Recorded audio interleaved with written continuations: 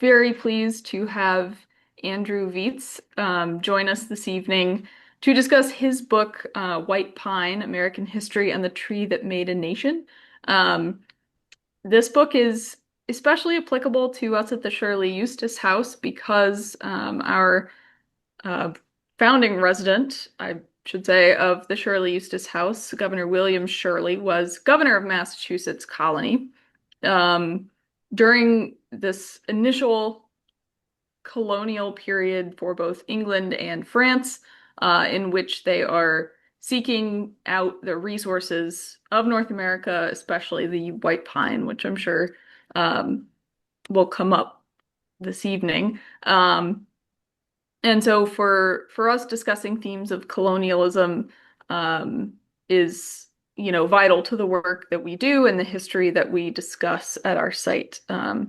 So again, we're super pleased to have Andrew with us this evening, and I'm just going to read his bio for everybody. Um, so, best-selling Maine author Andrew Vietze has been called an excellent New England historian by the Kennebec Journal and has won several awards for his history writing. The former managing editor of Down East, the Magazine of Maine, he's the author of over 24 books, including Boon Island and Becoming Teddy Roosevelt, both of which were regional bestsellers, won Independent Publisher Book Awards, and were finalists for Book of the Year awards from ForeWord Reviews. As a journalist, Vietze's work has appeared in a wide array of print and online publications, including the New York Times LifeWire, Time Out New York, Weather.com's Forecast Earth, AMC Outdoors, Explore, Big Sky Journal, Crawdaddy, Popmatters, Offshore, and the Maine Times. He has twice won awards for history writing from the International Regional Magazine Association. A registered Maine guide, Vietze had a tree fort in a tall old pine during his childhood and used to walk from one to the next in the forest canopy 20 feet above the ground. He spends half the year working as a seasonal ranger in Baxter State Park, stationed at an old sporting camp called Twin Pines. So, with that, Andrew, I will turn it over to you, and thank you so much again for joining us this evening. Well, thank you very much for the invite. It's neat to it's such an appropriate venue. Um, so I often get asked why a book about a tree. And as a freelancer and someone who makes my living trying to come up with story ideas, it occurred to me at one point that the backdrop of my life, I mean, the Eastern White Pine has formed the backdrop to much of my childhood and now even in my adult years. I grew up in a house not far from Boston that was built in 1720 and did have a big old white pine in the backyard in which I had a set of boards that I called a tree fort that I would seek I know solace and adventure, and I mean, it served all kinds of different purposes for me, just to get away from my big brother, all, all kinds of stuff. And I did legit walk from one to the other above the ground, just hanging on to branches as I went. True story. Um, and then my favorite place in the whole world as a kid and probably still is my grandmother grew up on a saltwater farm in Maine. That was this big open meadow on the New Meadows River, a tidal river. And there was a sort of ring of pine trees, sort of pine oak forest that wrapped around this peninsula. And there were those ginormous trees that I like to sit and listen to, the wind flowing through. And now, as Rachel mentioned, I am stationed at the old Twin Pine camps at Baxter State Park, which unfortunately now we call Lone Pine because one of the two great 70-foot tall pines that had been there since forever. When I started, they were there. Had to come down a couple of years ago because it had just grown a little hazardous, dropping big branches and looking like it could take out buildings. So we had to cut it down. But anyway, so it just occurred to me that I just how much I really appreciate these trees and the sort of, yeah, the backdrop, I guess. They've been at every phase of my life from childhood to today. Just sitting there quietly doing their thing, um, looking all stately and magnificent. And I remember as a teenager who was sort of a history nerd, my mom, at that time, we were living in Alna, Maine, which is near Wiscasset, in the mid-coast area of Maine, on the Sheepscot River. And the Sheepscot was a very active thoroughfare for running, quote unquote, King's Pines down. I remember my mom, who is a historical society maven, telling me that they used to run the King's Pines right there. And it was, just I could walk, quarter mile down the road and see where these great trees would have been cut and floated downstream. And it's just the notion that they were king's pines, that the King of England had declared certain trees from my old neighborhood, obviously long before me, but the property of the crown. It's like Robin Hood and the stags in the forest. I mean, it just was this sort of, um, I don't know, just romantic idea in my head. So anyway, I started when I was looking for an idea for a book. I thought, well, what about the Eastern White Pine, Pinus strobus? So I came up with. I decided I did not want it to be a doorstop. I thought people aren't going to want to read that much about a conifer. So I came up with 14 chapters that I thought were uh, um, drew upon important aspects of the tree through history. Because I am sort of a colonial history nerd, a lot of it is probably more than half of the book uh, predates the Revolution. But I start with the indigenous people and how they used the tree, um, go through the Revolution, and then the latter chapters are things like the computerization of tree processing by Hancock Lumber, which is one of the two largest producers of white pine lumber now. Usually it's Hancock or Irving. And Hancock Lumber is always voted one of the best places to work in the state of Maine, and it's run in a very contemporary sort of post-Microsoft way where it's not top down. It's very much employees. At the bottom they've sort of inverted the triangle so that the employees who are customer facing are the most important people in the company, and the CEO is there to help them as opposed to micromanage and dictate the way some companies operate. So anyway, it was sort of just how ultra modern this very old industry is run today. And then I looked at sort of the future of the Eastern White Pine and the threats that it faced with climate change, et cetera. So that's kind of how the book flows. And I thought today I would talk more about the colonial aspect because I know that's where you guys sit. So when we talk about the Eastern White Pine, you can see here, this is the range where it grows natively. So basically from Newfoundland down to the Carolinas, maybe the tip of Georgia and some mountainous areas, and then west to about Minnesota. So it's very much the sort of northeastern white pine. And this is the only place that it grows in the world. Um, so it's unique to sort of and you can see very much so New England, and then smattering of other states, and obviously Canada. Um, the so I started off talking about the indigenous people, and their views on the Eastern White Pine and their various ways of using it. It was part of the creation myth in several tribes, and you can see that here in this image. The turtle is always a symbol for the world, the globe, and here's the pine that rides the turtle's back, and it's often capped with an eagle that watches over everything.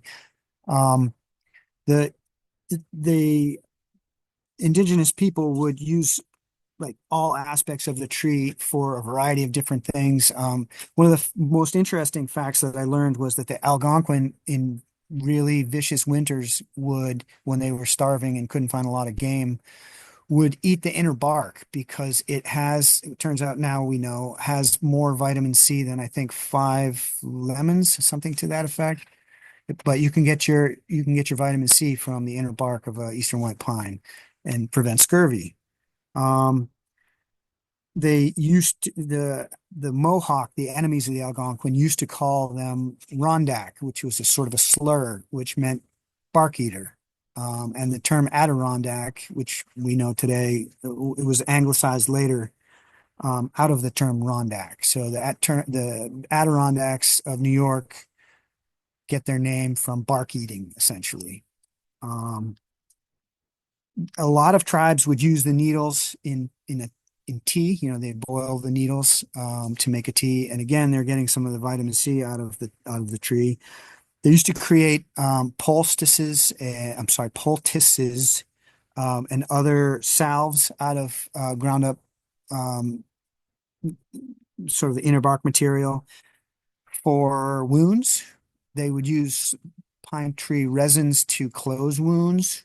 Um, they used to suck on some of the inner bark like a natural cough drop and use, they would inhale the boiled pine water effectively when they had a cold.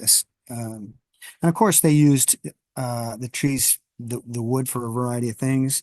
They used the resins to seal their canoes to make them watertight. So it was a very important species to the indigenous people, especially the Iroquois Confederacy. So this here on the left, you'll see it says Tree of Peace. Well, the Iroquois nation in folklore has it that it was the 15th century. Several tribes sat down, the Oneida, the Mohawk, the Seneca, the Cayuga, the Onondaga, sat down and had a big meeting after years of bloodshed and inter sort of tribal warring, and decided that they had a lot more in common than they did not, and they formed an alliance, the Iroquois Confederacy. They came together to do so at a tree they called the Tree of Peace, and it was a big white pine. They buried their weapons beneath it, held this meeting, and put together a sort of a kind of democracy that later the founding fathers actually studied and mimicked in some ways. The idea of like a federal, so that it was a multitude of different states or tribes that came together into sort of a multi-state federal government. They had the Great Law of Peace, which was an unwritten constitution of sorts. Um, and especially Ben Franklin, studied how all this worked when they were putting together the government for our own nation, emphasizing um, a federal government. We would have a constitution, and we would be consensus based with representation, representative government with um, consensus-based decision making. So maybe that doesn't feel like that sometimes these days, but that's what the goal was. And a lot of that was drawn from the Iroquois Confederacy. When we were starting to have actual exchanges of gunfire with the British, the founding fathers met with members of the Iroquois Confederacy to try to talk them into staying on our side and not the British side. And I can read you what they said. Brothers, we live upon the same ground with you. The same island is our common birthplace. We desire to sit down under the same tree of peace with you. Let us water its roots and cherish its growth till the large leaves and flourishing branches shall extend to the setting sun and reach the skies. That was how they framed their meeting, and the bald eagle that sat upon the top of the eastern white pine obviously became a symbol for the new American nation. The on the right hand side of this sleeve is the is a Tree of Peace replica that was planted in 1988 by the National Park Service. So in the age of sail, England was sort of competing with great rivals in the Spanish, French, and Dutch um, in the 15th century, 16th century, and they were getting their masts. They wanted to have the greatest navy because back then, in the age of sail, a great navy equals power. It's sort of like air power today, the equivalent. It was, obviously the method of exploration and travel, but also of military might. At the time, they were getting their masts from Riga over here.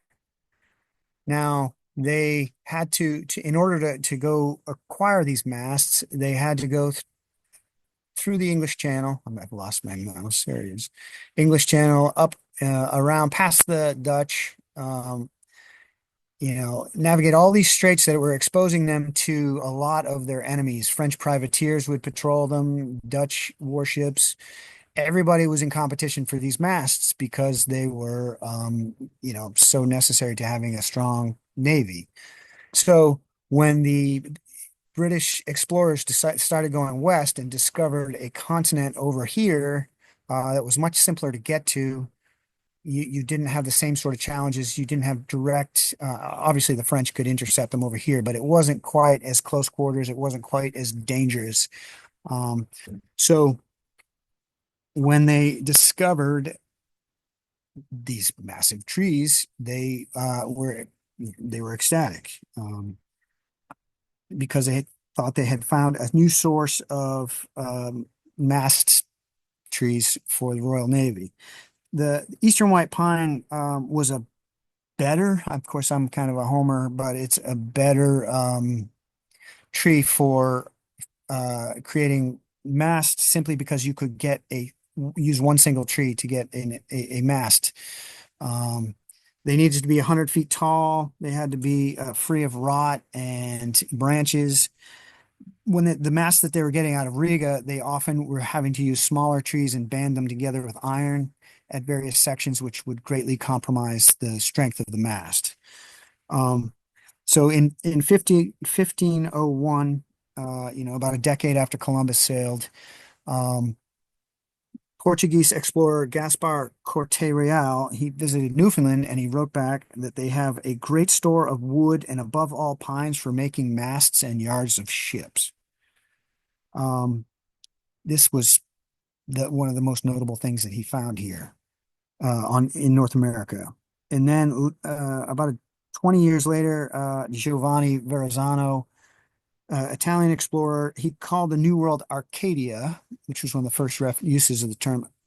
And he was referencing the Greek notion of Eden largely on account of the beauty of the trees.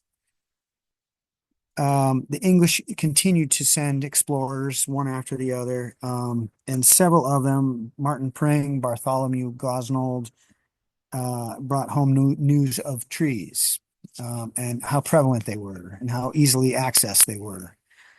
And George Weymouth perhaps was the most uh, famous in terms of the Eastern White Pine because in 1605 he landed off Monhegan, Maine. One of the first things that he did was to cut down pine saplings, pine trees for use as yards and sort of the smaller masts for his ship and for his vessel, the Archangel, and he built a shallop. So it was one of the first instances of shipbuilding and two of our great industries, lumbering and shipbuilding. So that was 1605, and he did it. He did one better, which was to not fill his hold, but bring back a handful of sapling Eastern White Pines back to England with him when he returned. And to this day in the UK, Eastern White Pines are called Weymouth pines. They don't grow well, by the way, over in the United Kingdom. He, he his scribe d describes the new land as looking like a park with trees for ships of 400 ton. In other words, giant masts, and just what they were looking for. So, and this shows you roughly what they were looking for. It's very straight, 100 feet or more in height, 3 feet around at the base, free of branches for most of its run.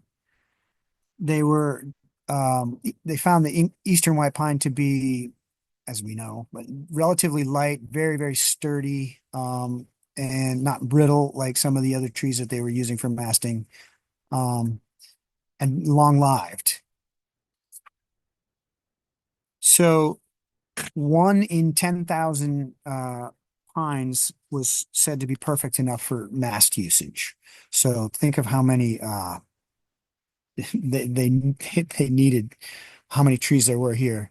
Um, they essentially used pines for everything that you can see above decks. So it wasn't simply the big masts, but also the yards, the bowsprits, the spars, anything that rigging was attached to, would all have been constructed out of eastern white pine. And they also were just as excited about it for knees, pitch, tar, resins, turpentines for making paints, uh, paints and varnish. So these trees were like sort of invaluable for naval stores, basically. So the crown, as soon as they discovered these, they wanted them, and they started thinking of colonization, not only obviously for pines, but the four big F's. There were the forests, there were furs, there was fisheries, and there was farming. So they wanted essentially all of the resources that they could gather out of North America, but the pines were very big among them. Um, so effectively, on the one hand, you had the crown wanting these trees, and then on the other hand, you had the colonists who had begun to move over in droves. Um, they wanted these massive trees for lumber. They would use them for everything we use them for today, largely, except for they also made shingles. Today we prefer cedar, but they made timber frames for their homes. They made joists, flooring, siding, barrel staves, um, and finials and sort of details, because it was a very soft wood that was easily worked, but it was strong at the same time. Um, so they were used in most aspects of home construction, and in fact, in the Fairbanks house in Dedham, not too far from you guys, was built in 1637. It's supposedly the oldest wooden frames home in the United States, and its age was verified by dendrochronology, so reading tree rings in lumber. Um, you essentially have these two competing forces: the colonists who want the trees and think that they're theirs, they're right in their neighborhood, they're building houses as fast as you can imagine, and then on the other hand, you have the Royal Navy that thinks that these trees are they desperately want these trees for uh, putting together the world's most powerful navy. And that was a great source of conflict pretty immediately. So here we have the Charter of Massachusetts Bay in 1690. I, I have the 1692 version here, but in 1691, couldn't find that cover. Um, in the Royal Charter, there was the very last section decreed that that all trees 24 inches in diameter, 1 foot off the ground, that were not on private land, which pretty much was a rare thing to have large swaths of private land, belong to the king. And anyone that cut them down, the fee was £100, which would is the equivalent of about $21,000 today. Um, and obviously, this did not sit well with the colonists, who continued to cut pretty much and ignored this ruling, especially in sort of outlying areas like New Hampshire and Maine. So the king came up with a series of what was called the White Pine Acts, and they were a series of increasingly more strict rules dictating what how the colonists could use the trees, which is basically, again, the 24-inch law that was put in place in 1711. It was reiterated in 1711, although spread to the rest of New England, not just Massachusetts Bay. And then by 1722, the law was changed to any tree a foot in diameter, a foot off the ground. So getting more and more restrictive as to what the colonists could have. Um, so at first, um, the laws were largely ignored, and there was not a lot of uh, nobody was getting arrested. There's not a lot of retaliation on the part of the crown or punitive sort of punishments. The king's surveyors started to go around with their hatchets and make this marking on trees, which was called the king's broad arrow, like a turkey print, basically. But again, a lot of colonists would simply ignore the broad arrow. Some of them would uh, resort to what they called swamp law, and they would make their own broad arrows on trees they wanted, and to keep them out of the hands of their rivals. They would girdle trees, which was to cut a band around the tree that would prevent sap from rising, and it would dry the tree out and make it unusable for a mast, but it's fine for boards and shingles. They cut lots of boards to 22 inches rather than 24, even though it was a 24-inch tree, just to throw off the crown's authorities. Um, they would sometimes burn stands and then salvage the trees later. So they did all kinds of this, what they called the woodcutters' revolt, all kinds of little rebellious acts to continue cutting trees, despite the fact that they were now considered the property of the king. Because as you can see in this photo, the trees were massive, and that's a lot of boards. That's a lot of useful lumber in there. And there was a lot of obviously anti-crown sentiment that, what right does the king across the sea have to tell us what to do in our own backyard?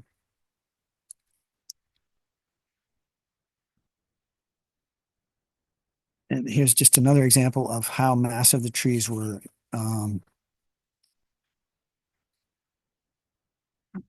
Trees of 100 feet were common, 150 feet on the sort of outsized end were not unusual.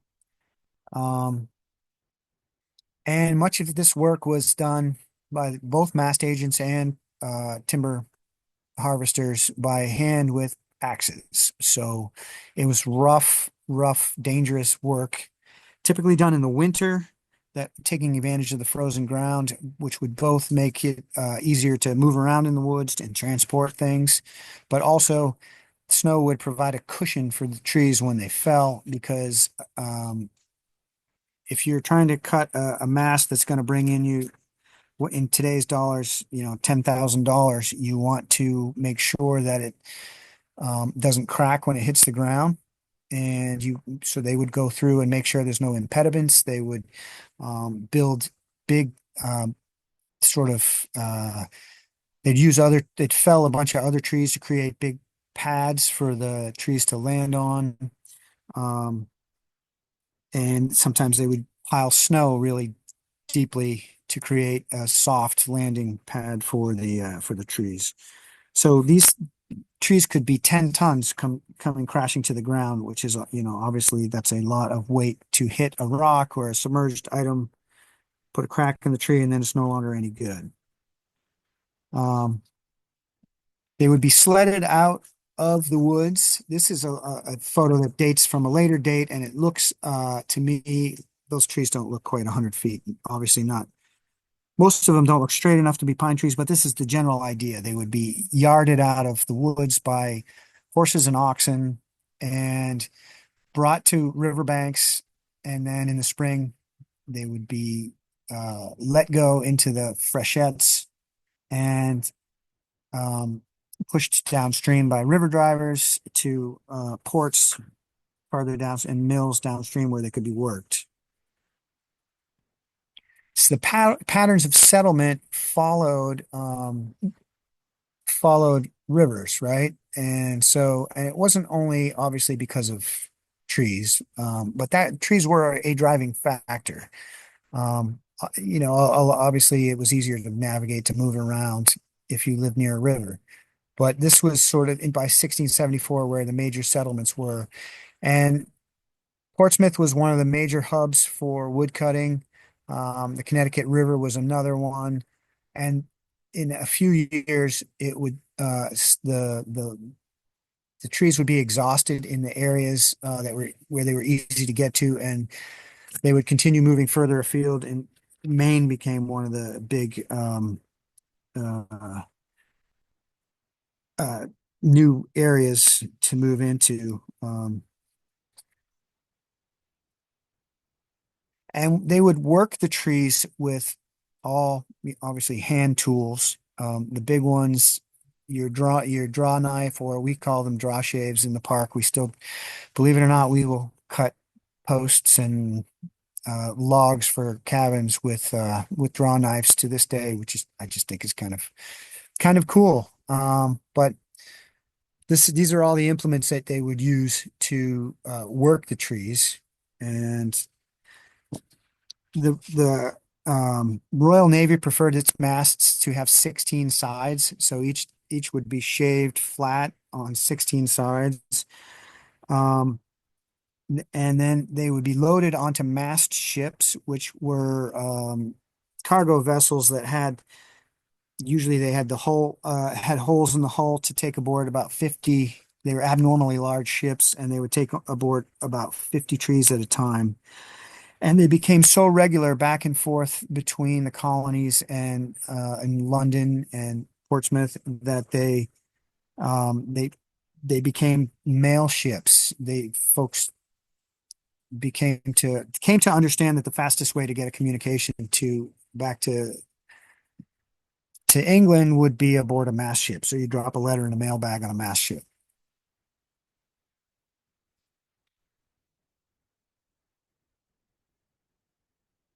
So this all became quite big business. In the 1650s, the colonists decided they would begin minting their own money, which was sort of an affront to the king. He was very offended. That was sort of the province of the crown to create a currency. But they did it anyway. And the designer of the pine tree shilling uh, thought that putting the king's likeness would be an affront to God. It would be he was a devout Puritan, and you can't have graven images of other people. So he came up with an icon of the colonies, and the pine tree was placed on the coins, and they became known as pine tree shillings. And they became a very early symbol of rebellion or independence. Dating back as far as 1652. Eventually, the surveyors general, the mast agents of the king, and the surveyors general who oversaw the mast trade, it became huge business. And eventually, they began to crack down on all these people cutting illegally in the woods. It was kind of bound to happen, and eventually it did. One surveyor in 1721 counted 25,000 pines in one survey, none of all of which would have been appropriate for masts, and none of which were bound for the king. They were all cut illegally. So it was huge, a huge underground business.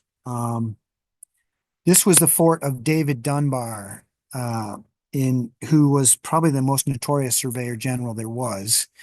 And I figure that William Shirley would have contact with.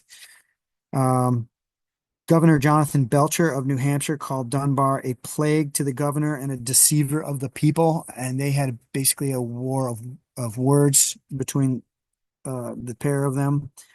He became a surveyor general notorious for very vigorous enforcement of the White Pine Acts to the point where he would burn mills to the ground. And um, so and obviously fine and arrest people. Um, because of the very sort of lucrative nature of that of his position, the surveyor general position, um, it became sought after, including by William Shirley wanted to take over from David Dunbar as surveyor general. Um, Jonathan Belcher on the left was governor of New Hampshire, and uh, he was accused of helping all these people with their illegal cutting by Shirley and Samuel Waldo, who's a gentleman in the middle. So Pine Tree politics became a uh, real, I don't know, Game of Thrones, basically. And David Dunbar, the former surveyor general and lieutenant governor of New Hampshire, who really hated Jonathan Belcher more than anything, he went to London to report illegal cutting, and he pushed for the crown to get rid of Belcher, who's the gentleman on the left, um, and replace him with Benning Wentworth in New Hampshire and Governor Shirley in Massachusetts, which eventually happened. Um, and that helped Shirley land the governorship of Massachusetts. So it was big business. Um, they a lot of times the surveyors general would sort of look the other way. There was a lot to be gained from um, there's bribes and extortion. I'm not saying who did any of this stuff. I'm just saying that it was common for rather than reporting people who are cutting trees to just get some funds out of them for your own pocket, as long as the king was getting a steady supply of masts. Everybody was happy, essentially. David Dunbar decided that that wasn't good enough, and he was again, he would go and burn mills, and he would go arrest people. And in 1734, he went to a mill in Exeter, New Hampshire, and was threatened with death by the mill owners.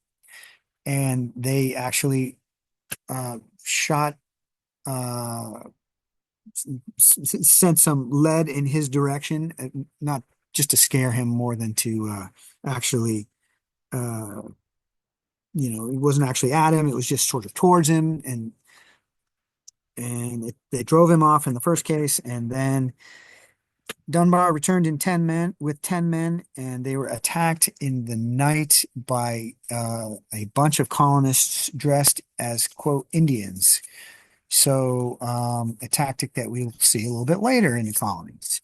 And that was one of the first acts of real political violence in the colonies, of really organized, um, uh, organized resistance, essentially.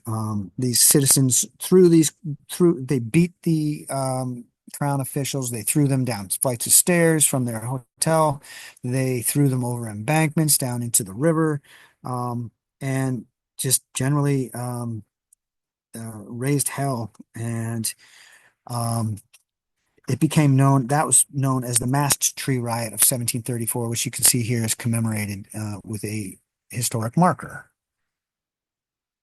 And in 1741, Benning Wentworth became governor of New Hampshire, and he tried to cool a lot of this activity down until um, uh, 1767 when his nephew became governor. Everything sort of worked fairly smoothly. Again, they're all taking money on one side and then making sure the king got his and taking money from the king's massed agents on the other hand. So they were quite well reimbursed. Um, John Wentworth, who was the nephew of Benning Wentworth, became governor of New Hampshire, and like David Dunbar, thought that some of the colonists were going a little too far with their cutting operations. So he sent a deputy, Benjamin Whiting, who was a sheriff of Hillsborough County. He sent him to investigate some cutting that was done at some mills in the town of Ware, New Hampshire. And essentially the same thing happened to David Dunbar. This gentleman named Ebenezer Mudgett met with the sheriff and his deputy in a tavern, and they had nice glasses of flap. And Ebenezer Mudgett told the sheriff that in the morning he would show up to pay his fines. And instead, in the night, he and another group of colonists disguised as, quote, Indians showed up, and they beat the sheriff's deputy and the sheriff, I'm sorry, and his deputy, and they carved into their backs with saplings the number of uh, the fees they owed. They sort of notched in their backs with sharp saplings, and then they brought them out and put them on their horses and cut the horses' manes and tails and sent them off without any clothes, essentially making them look foolish.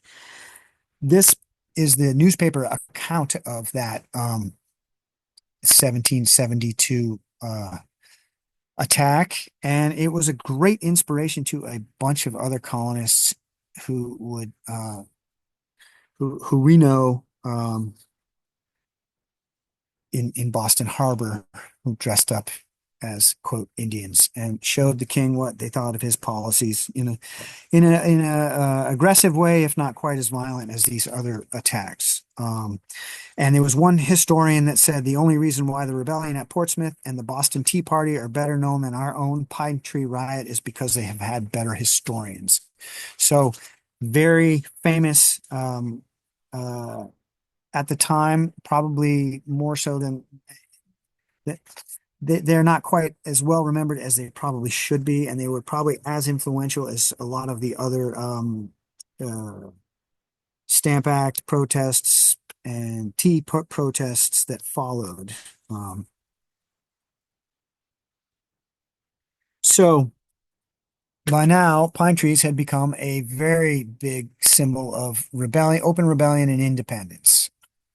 And this was when when fighting actually broke out and George Washington needed a navy. He commissioned 6 vessels, and this was the ensign that they flew, which is obviously a pine tree.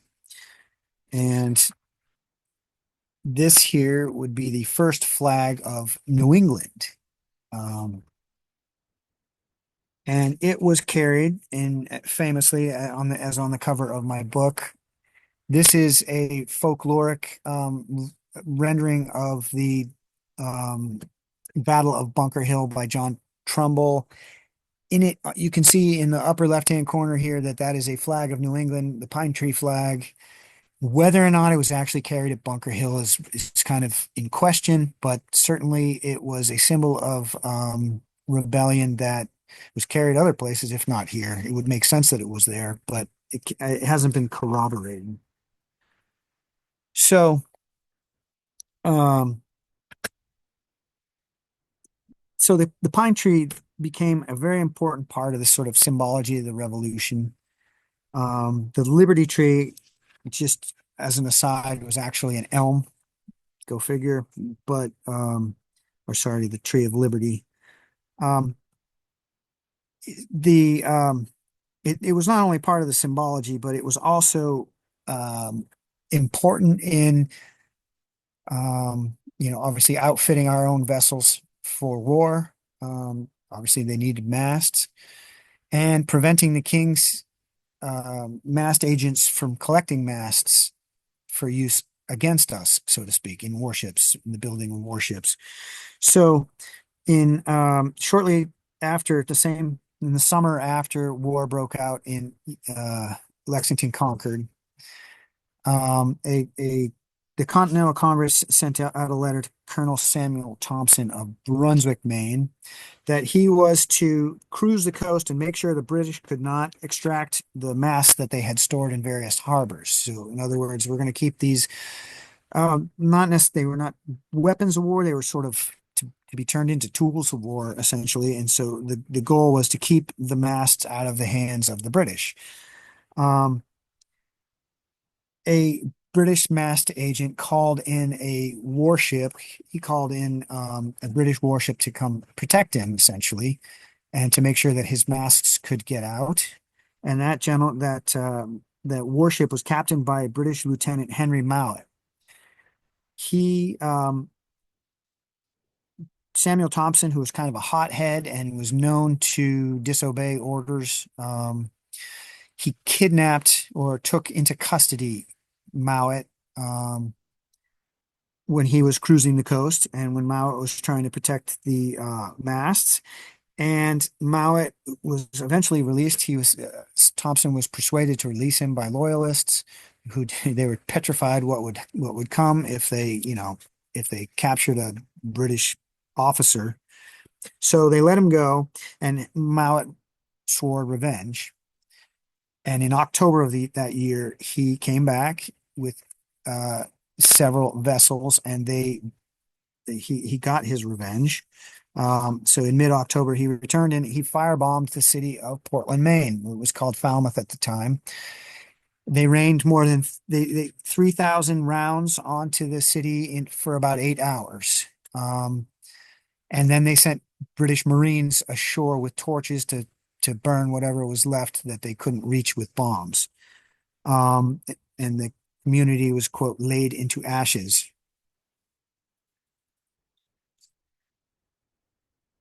So the burning of Falmouth, Portland, um, stunned the colonies, and it became used in anti-crown, well, pro uh, pro-revolutionary, pro-rebellion propaganda, and to support the rebel cause. And it helped to turn a lot of folks who were still uncertain about, turning their backs on their home country. There were a lot of loyalists still, and this sort of vicious act, as they saw it, helped turn the tide in favor of the rebel cause. George Washington said that it proved the British were planning the, quote, most cruel and savage war that ever a civilized nation engaged in. And it was immortalized in the Declaration of Independence in the phrase, "You've burned our cities." Um, and so the tree became not only a symbol, but an actual um, important uh, facet of the war. That the British were unable to get a lot of masts when they would ships would fight naval battles. They would target masts with these ball and chains, cannonballs with chains in between them that would spin and take out the masts, which would render the ships uh, motionless and ineffectual, and they could either be burned um, or taken. And the British suffered for their lack of masts effectively. So essentially, that's as far as I was going to go today. I realize we're kind of getting out of time here, and I just wanted to add this one because this is new to us this summer, and I'm a big soccer nerd. The Portland Hearts of Pine. This is the our new soccer team in the city of Portland, and of course that's where the name comes from. So I'm happy to take questions if there are questions.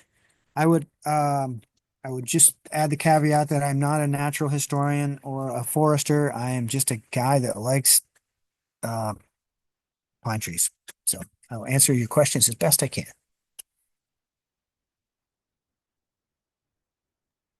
Great. Thank you, Andrew. That was so interesting, and so informative, especially from our perspective as, a colonial historic site that is in a city.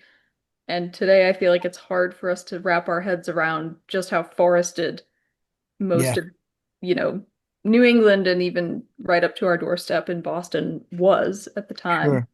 sure. Especially when it comes to that, old growth, Yeah, 100 and 1,000 year old pine tree,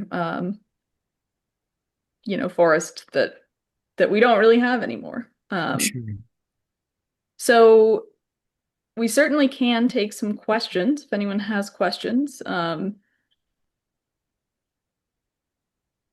Oh, Yep, Frank has one, Peter has one, and Susie has one. So we'll go in that order. Yeah, hey, this was excellent, really interesting, and thank you for the presentation. sure. Um, yeah, two questions. I have a bunch, but I'll just ask two. One is, how long did it take some of those really big trees to grow, and then to the height that you showed? And then number two, how long did it take you to research and write the book?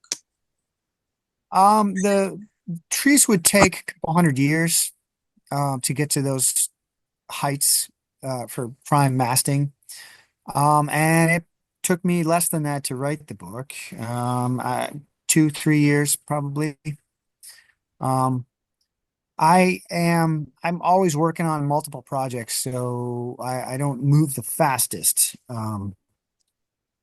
But I would say a couple years.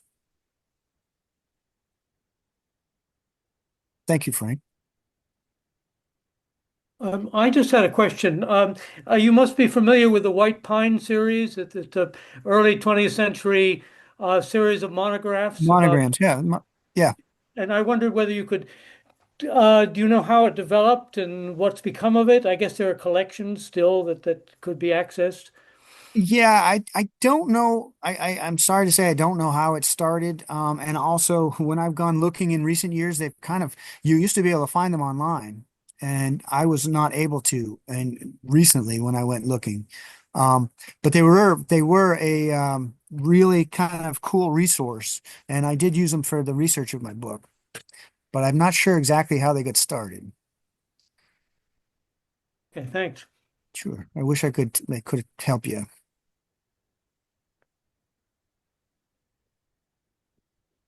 Anyone else? Yeah, I have two questions. Actually, Okay. like Frank, I have several, but I'll keep it limited. So, and I thought the question was interesting about it. It takes 100 years to grow one of these trees to roughly the height they needed.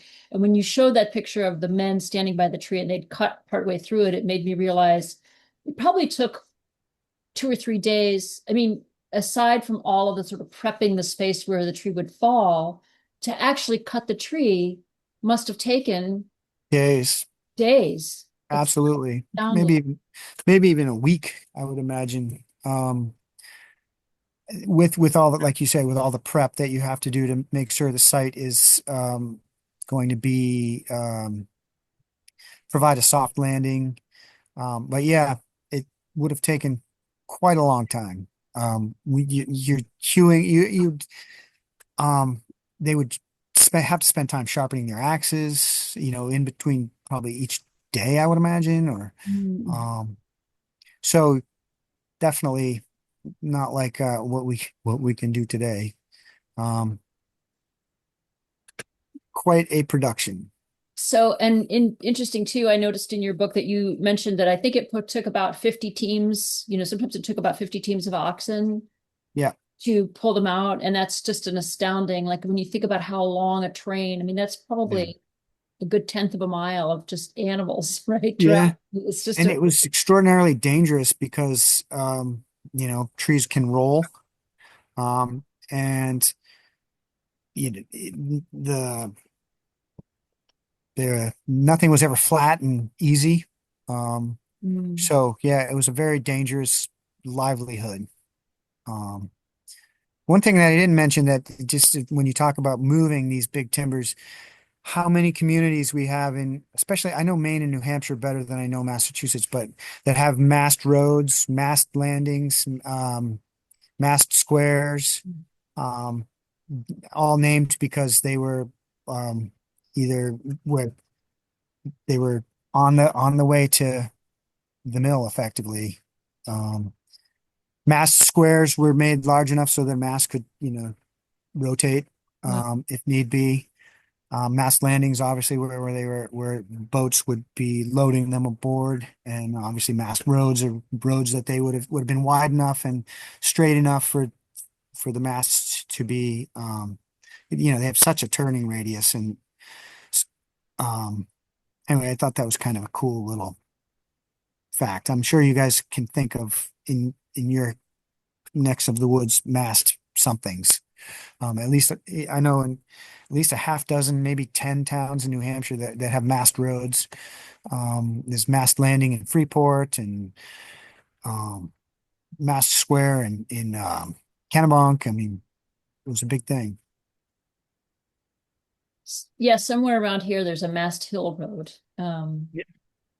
So I have one more question, and that was I remember reading one time about the broad arrow mark, and that you could actually still find some trees in Canada that bore the mark still. And I wonder, are there any in the United States that you know of? And are they protected trees? I mean, or have they died by now? Yeah, most of them would have died by now. I have heard of a couple of locales that supposedly have them, but there's no photographic evidence. Or Mm.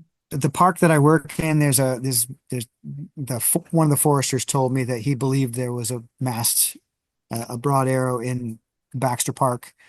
And there's supposedly in the Hermitage,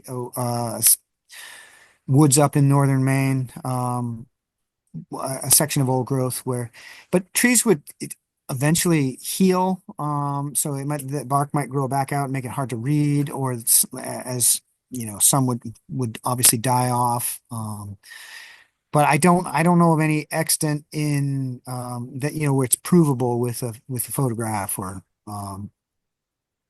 yeah. I know that I know there have been people that have gone looking, but I don't know of anybody that's ever found one.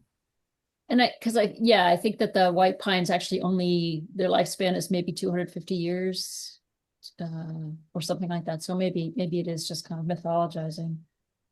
Mm. Great story though. Yeah. Other questions?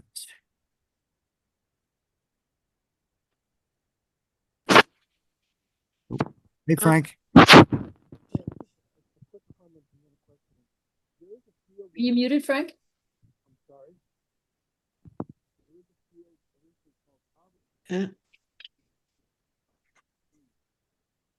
Frank, we can't hear you super well. Well, at all, I should say.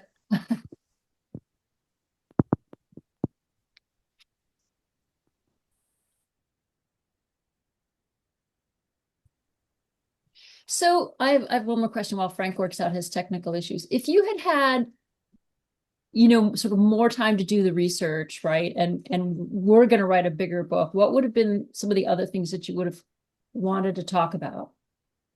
Well, I did a little bit on the white pine blister rust, or sort of some of the threats to the species, and I think I would add another section on. And there's talk about reissuing the book, so that it could be that I do an expanded edition in the next couple of years. But uh, I didn't spend a lot of time on the white pine weevil. I talked mostly about the white pine blister rust, but that it's a pest that it affects the saplings essentially, and prevents them from growing tall. There's a variety of other funguses that affect the tree, and everything is changing with climate change. So, in fact, the trees range is growing. It's going farther north and farther west. with climate change. So I think I would spend more time on that. Um, and more, I mean, I found a lot more anecdotes, just other cool stories from Revolutionary era. Um, Maybe a little bit more about, I think there's kind of a hole from I talk about the Aroostook War, um, which was when the United States and Canada almost came to blows again, and largely because of border disputes over the white pine. Um, it's sort of between that and the early 20th century, I guess. So um, I I don't know. There's quite a lot of other little things I'd like to look into.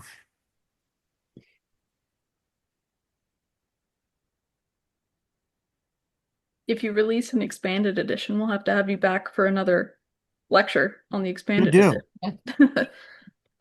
So Frank typed his question in the chat, it looks like, and he says his question's about recent and current Maine lumber harvesting and whether the river is still used for transport. Using rivers for transport was banned in, I think, the last runs were in the 1970s. Um, and so no, everything's now done by logging trucks and roadways. And the sort of the great the pine industry as we knew it when it was a huge phenomenon sort of died in the 1820s and 30s at least up here, and it sort of started to gradually move west. They just basically cut down all of the great old pines. I mean, they literally just felled them all, and there was no more to cut. And so they turned to things like spruce and other species. Um, so there's a lot of pine trees now grown for lumber on sort of more um, for commercial use, but it's not the same as it used to be. Nowhere near the numbers that it used to be, and it's all transported on the backs of logging trucks now, on roadways. And that was largely an environmental thing to keep the rivers clean. Sort of ironically, the shipping all these trees down, we're gumming them up. One of the things I talk about in my book is there's a lot of pines fell to the bottom in the when they were run down through rivers and lakes. And there's a company that is up in Millinocket, which is not far from where I work, Millinocket, Maine, that has been dredging them up essentially and drying them out and using cutting really thin veneers to make stick-on DIY wall coverings. I don't know what you would call it, wall boards. Yeah, so that's just an interesting kind of side note to the movement down the rivers. Rachel, can I ask one more question Yes, or make a comment? So I'll allow it. thank you. So this is all really wonderful, and I reading the book, I really kind of focused on the chapter that sort of takes place during Shirley's era in the 1740s, 1750s, and you illustrated really beautifully, I thought, something that we, could think about today, because there are so many parallels, but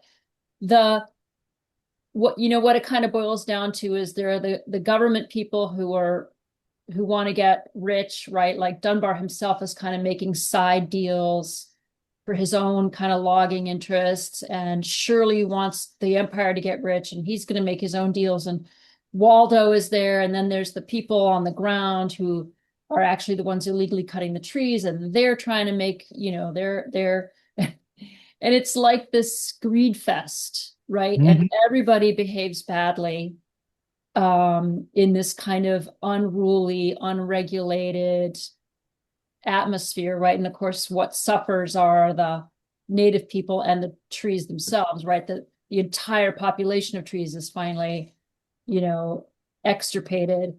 And I think that's so much of the story of these frontier communities, right? When we have these myths that of the noble, people fighting for their freedom, but in fact, a lot of times, like we're living through today, there's a lot of rhetoric about freedom, but the reality is not as pretty, and it all comes to this just fight over natural resources and how to make a buck off of it. Yeah. Feel like that's a good lesson for us to Yeah, I learn. mean, it was quite the battle between many of these figures. Shirley was involved with Belcher and Waldo and Dunbar. And he was hoping that he could ride a surveyor generalship to a lot. To be surveyor general at the time was quite a prestigious position in the colonies. And so he thought maybe that would be a method of advancement. But yeah, there was a lot of them that were sort of lining their pockets on both sides. And everything sort of worked out as long as the king, as long as the Royal Navy was happy, basically, and getting all the trees that it needed. Um, but yeah, raw greed, I mean, it infected every industry. It still does. And politics. Yeah. Right. So thank you so much, Rachel. I'm sorry to end it on a somber note. With an Well, I mean, it's very applicable to what we talk about at the Shirley-Eustis House. Yeah. Colonization and its impact. Yeah. Um, and yes, thank you, Andrew, so much for this great lecture. Also for going the extra mile and tying in the Shirley connection for us. And Peter, did you have another question? Oh, Sorry. well, just is there a schedule for the revised edition? Not yet.